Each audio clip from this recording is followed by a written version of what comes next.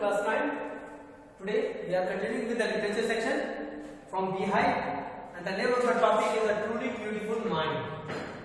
So let us understand कि truly beautiful mind किस बात पे आधारित एक चैप्टर है और इसका किससे रिलेटेड कहानी है. This chapter is about Albert Einstein. He was a great scientist. This is a short biography of his, where some of his qualities have been highlighted. यहाँ पे उनके कुछ गुण की बात हो रही है और एल्बर्ट आइंस्टाइन की कहानी है. सम दो बार हो गया, बताते हैं. तो एक बायोग्राफी है छोटी सी एल्बर्ट आइंस्टाइन के ऊपर, जो महान वैज्ञानिक थे. कुछ उनके गुणों पर हाईलाइटेड किया गया, उसके कुछ पॉइंट गुणों को, उनकी कुछ क्वालिटीज को. उनका इंटरेस्ट मैथ और फिजिक्स में तो था ही था, साथ ही साथ इंसानों में भी वो विश्वास रखते थे, इंसानियत में भी विश्वास रखते थे. उनके इंसानियत का भी एक पहलू था. This chapter makes us wonder how can a scientist mind B beautiful. और इस चैप्टर से हमको ये आश्चर्य कराया जा रहा है कि किस तरह से एक वैज्ञानिक का दिमाग इतना खूबसूरत हो सकता है. We come across another aspect of Einstein, और आइंस्टाइन के दूसरे पहलू को भी जानेंगे. वैज्ञानिक के साथ साथ इंसान भी थे, तो किस तरह के थे वो जानेंगे. Plus he advocated world peace and non-violence. ये इस बात का समर्थक थे कि विश्व में शांति होनी चाहिए और अहिंसा रहनी चाहिए. ठीक है, यानी ये इंसान थे, इसलिए इंसानियत को महत्व देते थे. आइए let us begin with the story, and the story begins like this. Einstein was born on 14 March 1879 in the German city of Ulm, without any indications that he was destined for greatness. On the contrary, his mother thought Albert was a freak. To her, his head seemed much too large. जैसे आम बच्चों का जन्म होता है, Albert Einstein का भी जन्म हुआ 14 मार्च 1879 को जर्मनी के एक शहर में जिसका नाम है उल्म. और उसके जन्म के बाद दौरान ये कहीं से नहीं था कि ऐसा एक प्रसिद्ध वैज्ञानिक होने वाला व्यक्ति का जन्म हुआ है, ऐसा कोई इंडिकेशन नहीं था. दूसरी बात कि दूसरी ओर उसकी मां समझती थी कि एल्बर्ट आइंस्टाइन जो बहुत अच्छा बोलने, मतलब कि अनयूजुअल, मतलब जो दूसरे की तरह ना बोल पाए, ना सोच पाए, यानी कि थोड़ा सा आम लोगों से जरा हटके बच्चा था. जैसे आम बच्चे होते हैं उस तरह का नहीं था, थोड़ा डिफरेंट बिहेवियर का था. तो इसकी मां सोचती थी कि एक अलग तरह का बच्चा है, उसका शरीर थोड़ा सा बड़ा, different. At the age of 2.5, Einstein still wasn't talking. When he finally did learn to speak, he uttered everything twice. Einstein did not know what to do with other children, and his playmates called him Brother Boring.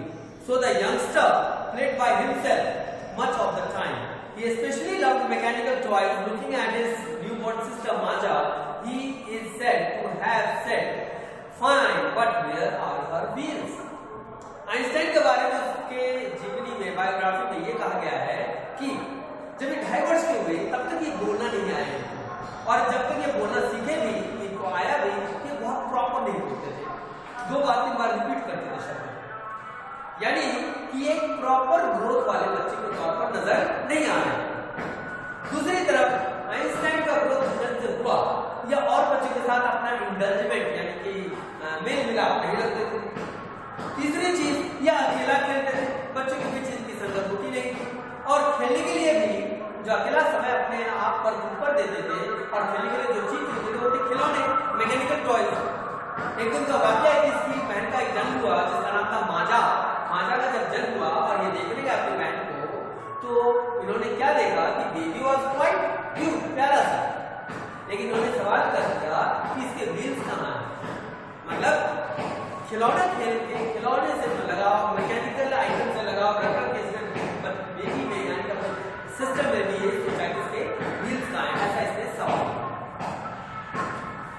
A headmaster once told his father that what Einstein chose as a profession wouldn't matter because he will never make a success at anything. Einstein began learning to play the violin at the age of 6 because his mother wanted him to, and he later became a gifted amateur violinist, maintaining his skill throughout his life. एक वक्त की बात है कि एक master ने school के master इसके फादर से कहा कि आइंस्टाइन किसी भी पेशे को चुने लेकिन ये सफल कभी नहीं होगा क्योंकि दूसरे के लक्षण वाला बच्चा ही नहीं है।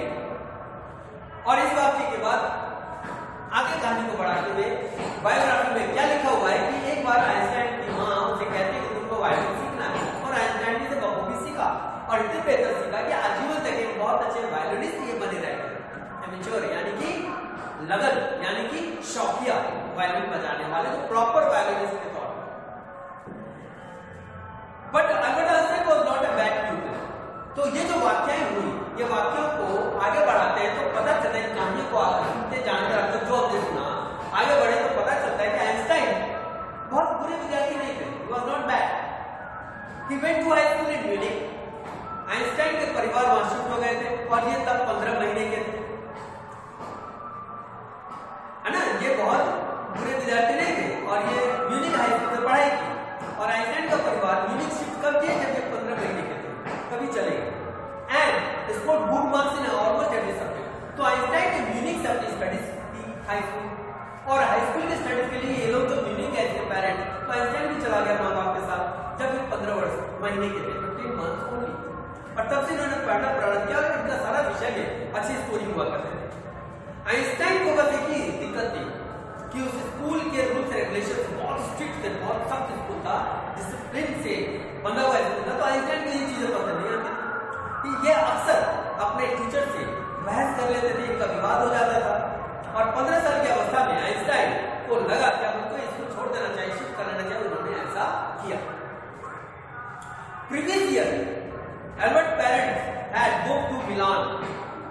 पिछले वर्ष हुआ क्या, ये जो घटना जो हो रही है इस वर्ष, उससे पहले इसके माता पिता मिलान शिफ्ट कर लिए थे और अपने पुत्र को यानी आइंस्टाइन को एक रिलेटिव के यहाँ छोड़ दिया।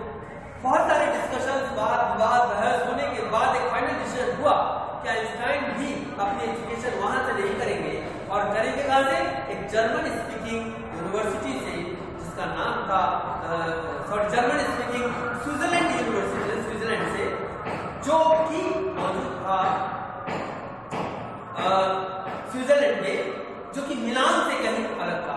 यानी कहने का मतलब था, इसको मैं फिर से बताऊं कि मिलान में रहकर इन्होंने स्टडीज की और जिस स्कूल में इन्होंने पढ़ा, म्यूनिख में, नॉट मिलान, सॉरी, म्यूनिख में इन्होंने अपनी स्टडीज की हाई स्कूल में। स्कूल का डिसिप्लिन इनको बहुत परेशान किया क्योंकि ये ऐसा टाइट डिसिप्लिनरी नहीं चाहते थे। इन्होंने छोड़ दिया और इच्छा जाहिर की कि ये अपनी स्टडीज करेंगे जर्मन भाषा में, वो भी स्विट्जरलैंड से। और ये इसलिए चाहते थे कि कम से कम म्यूनिख से एक अलग ढंग का स्कूल और आजाद स्कूल इनको मिले जहां पर बहुत सारा स्ट्रिक्टनेस और पाबंदियां न हो। Einstein was highly gifted in mathematics and interested in physics. इनका गणित और फिजिक्स में बहुत अच्छी ज्ञान था, बोध था, पकड़ था। After finishing school he decided to study at university in Zurich. Zurich university से इन्होंने पढ़ने का मन बनाया अपने स्कूल के बाद। But science wasn't the only thing that appealed to the dashing young man with the walrus mustaches. लेकिन जिंदगी, इंसान है, बड़े हैं, वयस्क हुए हैं, यूनिवर्सिटी जा रहे हैं, तो सिर्फ विज्ञान और विज्ञान ही इनका लगाव नहीं था। इनकी दिलचस्पी और भी कई चीजों में थी क्योंकि ये खुद एक इंसान थे। इंसान होने के नाते इंसान से इंसान का लगाव भी तो होना जरूरी है।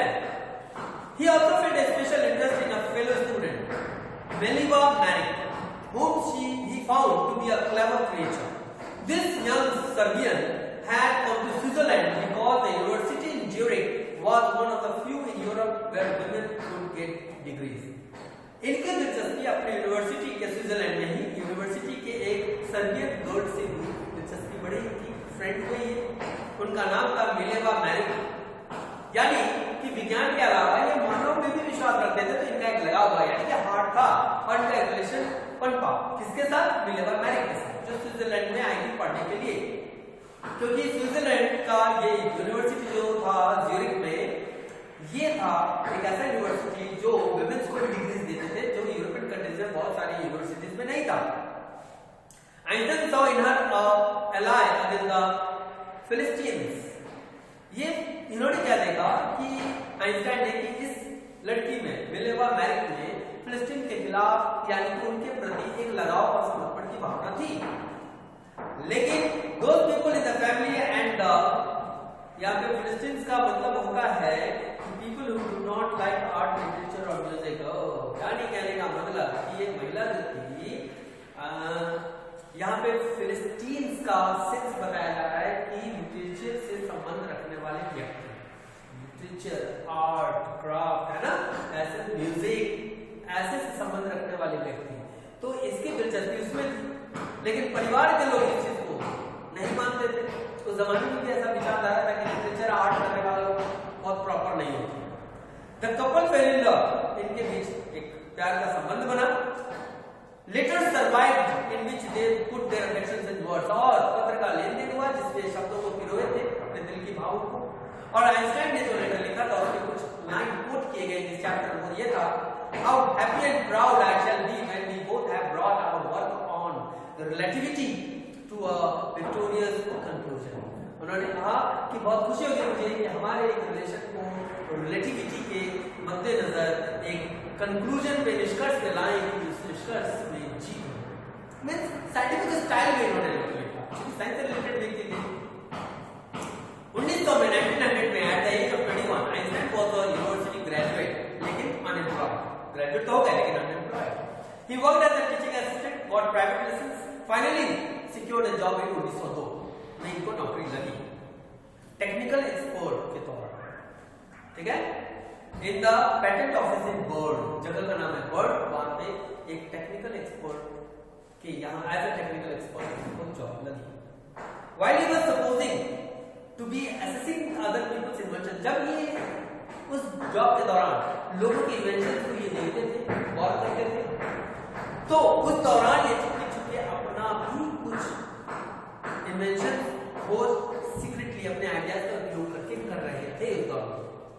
He is said to have jokingly called his desk drawer at the word the Bureau of Theoretical Physics, और इन्होंने जो अपनी जगह पे जहाँ ये अपना काम क्या करते थे उस जगह का नाम दिया हुआ था कि ब्यूरो ऑफ थियोरेटिकल फिजिक्स। उसका टाइटल भी रख दिया था कि ये मेरा जगह है जिसका ये नाम है और यहाँ मैं अपनी खोज करता हूँ, अपना डेस्क है मेरा, यहाँ मैं प्रैक्टिकल साइंस करता हूँ।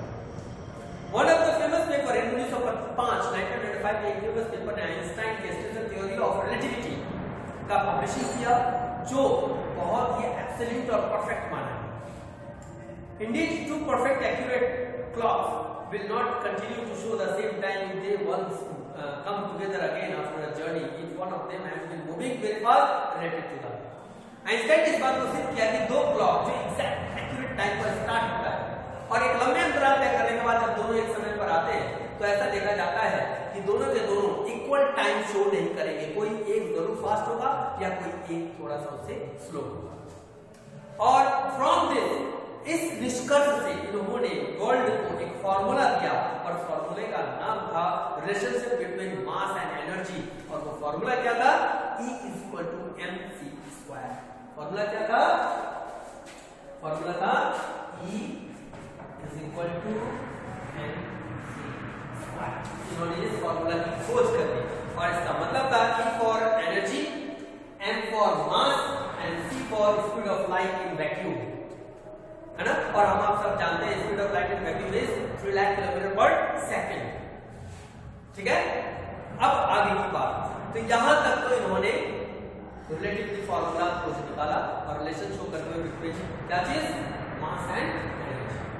कि एनर्जी निकालना हो तो किसी ऑब्जेक्ट का मास और speed of light in vacuum का स्क्वायर से मल्टीप्लाई किया जाए, प्रोडक्ट किया जाए, तो मिलेगा energy. While Einstein was solving the most difficult problem in physics, his private life was unraveling. Albert wanted to marry Mileva right after finishing his studies, but his mother was against it. She thought Mileva was 3 years older than herself and was too old. She was also bothered by Mileva's intelligence. She is a book like you, and his mother said Einstein put the wedding off. मतलब अब physics में तो काम हो रहा था, पढ़ाई में काम कर रहे थे, दुनिया में खोज की शुरुआत इन्होंने कर दी फिजिक्स में कुछ इनोवेटिव आइडियाज का, फॉर्मूलाज का, लेकिन उस दौरान इनकी जिंदगी थोड़ी सी उथल-पुथल में थी। आइंस्टाइन चाहते थे मिलेवा से उनकी शादी हो, लेकिन उनकी माता ये नहीं चाहती थी। मां को लगता था कि आइंस्टाइन से वो लड़की मिलेवा, जिसका नाम उन्होंने पूरा पढ़ा, मिलेवा मैरिक, 3 साल बड़ी थी तो बड़ी लगती थी। दूसरी बात कि वो आर्ट से थी तो काफी इंटेलिजेंट थी, बुक की तरह एकदम इंटेलेक्चुअल, ये भी वही, तो इनका बनेगा नहीं, इसलिए इन्होंने आइंस्टाइन को कहा कि शादी ना करने के लिए और इस रिलेशन को छोड़ देने के लिए। लेकिन ऐसा हुआ नहीं। इन्होंने जनवरी 1903 में विवाह किया। आइंस्टाइन और मिलेवा की शादी हुई जनवरी 1903 में और इनके 2 संतान भी हुए, लेकिन इनकी शादी बहुत लंबी चली नहीं। मैरिड लाइफ कुछ वर्षों में टूट गया और 1919 में मिलेवा को डाइवोर्स, दोनों कपल्स ने एक दूसरे को डाइवोर्स देकर अलग हो गए, ठीक है ना, क्योंकि मिलेवा अपने चूंकि एम्बिशियस, पढ़ी लिखी थी, इंटेलिजेंट थी, तो लाइफ में हाउसवाइफ बन के जीना नहीं चाहती थी। वो चाह रही थी टू फ्रीडम, वो चाह रही थी टू वर्क, और लेकिन एक हाउसवाइफ की जिंदगी वो चल रही थी, और जिसके कारण दोनों के विचार मिले नहीं, टकराव हुआ और नतीजा ये हुआ कि डाइवोर्स हुआ। लेकिन उसी साल आइंस्टाइन ने अपने कजन एल्सा से उसी साल शादी की। Einstein's new personal chapter coincided with the rise of world fame. In 1915, he had published his general theory of relativity, which provided a new interpretation of gravity. Einstein की जिंदगी personal chapter तो ऐसे ही रहा, इस तरह से उतार चढ़ाव हुए, लेकिन 1915 में इन्होंने बहुत ही प्रसिद्धि, तब तक ये उस पड़ाव पे आ गए थे कि बहुत फेमस हो चुके थे। He became a popular man, और 1915 में इन्होंने जनरल थ्योरी ऑफ रिलेटिविटी को सिद्ध किया, जिसमें इन्होंने ग्रेविटी, जो फोर्स ऑफ ग्रेविटी है, उसकी आकलन की खोज की। And eclipse of a sun in 1998 brought proof that it was accurate, और इस बात का जजमेंट, क्योंकि इन्होंने आकलन किया था, जजमेंट किया था कि 1919 में एक एक्लिप होगा जो कि ग्रेविटी का कारण है, और वो एक थ्योरी ऑफ रिलेटिविटी पर आधारित है। और इस बात की सिद्ध कब हुई? जब उनकी इस स्टेटमेंट के 1 वर्ष बाद ऐसा हुआ कि 1919 में एक्लिप्स हुए, और आइंस्टाइन के उस कथन को इस एक्लिप्स ने एक्यूरेट प्रूफ कर दिया। Einstein had correctly calculated in advance the extent of which light from fixed stars would be deflected through the sun's gravitational field. Einstein ने ये कैलकुलेशन जो किया था, ये करेक्ट हुआ, सिद्ध हुआ कि लाइट किसी भी सोर्स से, जो फिक्स स्टार सोर्स है, स्टार्स जो सोर्स है ऑफ लाइट, वहां से डिफ्लेक्ट होकर सन्स के ग्रेविटेशनल फील्ड को एंटर करती है। The newspaper proclaimed his work as a scientific revolution, और इस चीज को साइंटिफिक रेवोल्यूशन माना गया कि एक विज्ञान के क्षेत्र में बहुत बड़ा आंदोलन और बदलाव। अखबार ने इस बात को कह के छापा। Einstein received the Nobel Prize for Physics in 1921. He had showed his honor and invitations from all over the world and lauded by the press. इनको बहुत सम्मान मिला पूरे विश्व से, इनको बहुत सारे न्योता मिले, मतलब कि लोग आग्रह किए अपने देश में आने के लिए, और पूरे के पूरी मीडिया प्रेस इनके गुणगान से भरा। When the Nazis came to power, अब अगर देखते हैं कि बायोग्राफी में कुछ टुकड़े, ये सारे अंश हैं, प्रॉपर स्टोरी नहीं है, तो अंश से एक व्यक्ति की पूरी उसकी दशा वैज्ञानिक होने के बावजूद जज करने का मौका आपको मिल रहा है कि आइंस्टाइन को जाने तो सही कि पर्सनल लाइफ में कैसे थे। When the Nazis came to power in Germany in 1933, जब नाजी की ताकत आई, और जानते हैं नाजी पार्टी के बारे में आप लोग अच्छी तरह से, हिटलर, आइंस्टाइन वहां से शिफ्ट होकर यूएस चले गए। 5 वर्ष उन्होंने वक्त किया वहां पर, समय दिया खोज में, और nuclear fission discover the nuclear fission in Berlin, had American physicists in an approach, जिससे कि अमेरिका के विज्ञान में एक बदलाव। Many of them had fled from fascism just as Einstein had, and now they were afraid that Nazis would build the new bombs. तो इन्होंने जो न्यूक्लियर फिजन की खोज की, इन्होंने आइंस्टाइन ने, और इनको ये डर था, खोज करने के बाद अमेरिका शिफ्ट हो गए, इनको ये डर था कि इस प्रोसेस का इस्तेमाल करके, इस खोज का नाजायज फायदा उठा के नाजीज कहीं एटम बॉम्ब न बना ले, और एटम बॉम्ब बनेगा तो आप जानते हो कि बहुत ही हानिकारक, इसका इम्पैक्ट इतिहास बताता है कि किस तरह से हिरोशिमा नागासाकी हुआ, तो एटम बॉम्ब से ही हुआ। इस बात का इनको भय था कि नाजी पार्टी इस खोज का नाजायज फायदा उठाकर एटम बॉम्ब की खोज कर ले, जो ह्यूमैनिटी और विश्व के लिए खतरे की घंटी है। तो इससे क्या दर्शाता है? इनकी सॉफ्ट हार्टेडनेस, इंसानियत के प्रेमी थे। At the urging of colleague, तो इनके जो कलीग थे, इनके साथ जो काम किए थे, इन्होंने अर्ज किया आइंस्टाइन से, तो आइंस्टाइन ने लेटर लिखा अमेरिकन प्रेसिडेंट को, और उस वक्त के प्रेसिडेंट थे फ्रैंकलिन डी रोosevelt, और इन्होंने वो पत्र लिखा उनके अमेरिका के प्रेसिडेंट फ्रैंकलिन डी रोosevelt को 2 अगस्त 1939 में, और इन्होंने वार्न किया पत्र में, क्या कहते हैं, a single bomb of this type exploded in a pot might very well destroy the whole pot together with some of the surrounding territory, और लिखा कि अगर एक एटम बम किसी पोर्ट में सरकार पटक दी जाए, गिरा दी जाए, ब्लास्ट कर दी जाए, तो पोर्ट को तो तबाह करेगा ही करेगा, लेकिन कुछ इर्द-गिर्द के टेरिटरीज को भी बर्बाद करेगा। और ये आगाह करते हुए अमेरिकन प्रेसिडेंट को एटम बम के खतरे की जानकारी देकर उन्होंने पत्र लिखा। Might very well destroy this. His words did not fail to have an effect. और इनके शब्द का प्रभाव खत्म नहीं हुआ, तो फेल नहीं हुआ। अमेरिका ने कर दिखाया, अमेरिका ने एटम बम डेवलप किया चुपचाप सीक्रेटली, और इसे जापान के शहर हिरोशिमा और नागासाकी में अगस्त 1945 में दे मारा, जिससे दोनों शहर बुरी तरह से तबाह हो गए। आइंस्टाइन ने जो आकलन किया था, प्रभाव दोनों एटम बम का इफेक्ट हिरोशिमा नागासाकी में इतिहास है। Einstein was deeply shaken by the extent of the destruction. This time he wrote a public message to the United Nations. Einstein इस घटना से बहुत आहत हुए, डिस्टर्ब हुए, और उन्होंने एक पब्लिक यूनाइटेड नेशन को लिखा। In it he proposed the formation of world government. उन्होंने कहा कि एक विश्व संगठन बननी चाहिए, एक ऐसी संगठन बननी चाहिए जो विश्व पर नजर रखे। कोई भी आजाद नहीं है किसी बात के लिए, किसी को भी कुछ करना होगा तो उस गवर्नमेंट के माध्यम से जाना होगा, world government. Unlike the letter to Roosevelt, this one wait no impact, लेकिन जिस तरह से रोosevelt को इन्होंने लिखा और कोई खास बने नहीं बात, उस तरह से इस पत्र का भी कोई प्रभाव नहीं हुआ। But over the next decade Einstein got ever more involved in politics, agitating for an end of the arms build-up and using his popularity campaign for peace and democracy।